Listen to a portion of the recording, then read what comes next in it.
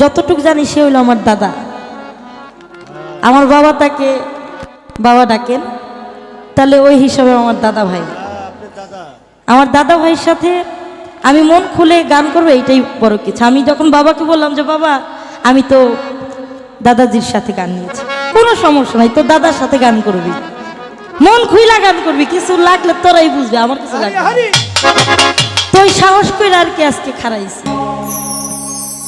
সেটা হলো আমি আসার সাথে সাথেই এক মা জননী আমাকে একটা মালা দিয়েছে। আসলে বাবা মালার এত বড় জ্বালা, সেটা ধরে রাখার সাধ্য আমার নাই। একটা গান আছে, দয়ালের মালায় বড় জ্বালা রে বাবার মালায় বড় জ্বালা রে, মালা রাখবো না, মালা রাখবো না রে, ও মালা রাখবো না, মালা রাখবো না রে, ওই আমি কত ফুলের গাইথা মালা রে,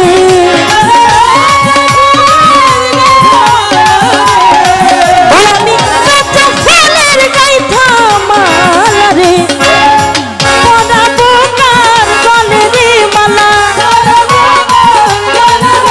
আমার বড়দি নাই ঘরে রে, মালা রাখবো না, মালা দিব না রে, ও মালা রাখবো না, মালা দিব না।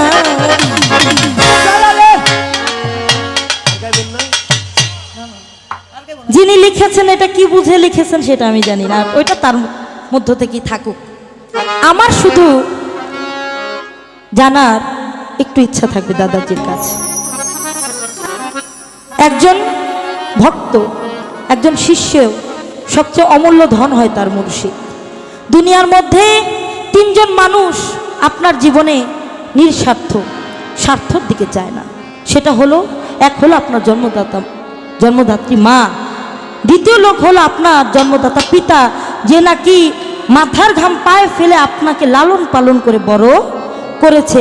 তিন নাম্বার লোক হলো আপনার যার যার মুর্শিদ। আমার মুর্শিদ এমন একজন মূল্যবান ধন। একটা গান আছে, নিদান কালে বন্ধু তুমি নিও আমায় তরাইয়া, তুমি ছাড়া পার করার জায়গা নাই, কোথায় বলবো খুলিয়া।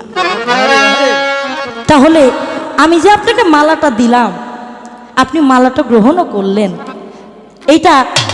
এটার সারমর্মটা কি, এটা আমি একটু জানতে চাই। আপনি যে মালাটা নিলেন, কি বুঝে নিলেন, কোন জ্ঞানে, আর এই মালাটা যে আমি আপনাকে দিলাম, এইটার সারমর্মটা কি, এটা আমি একটু ছোট করে জানতে চাই। হ্যাঁ, কি বলে আপনি নিলেন, কি বলে গ্রহণ করলেন নাকি?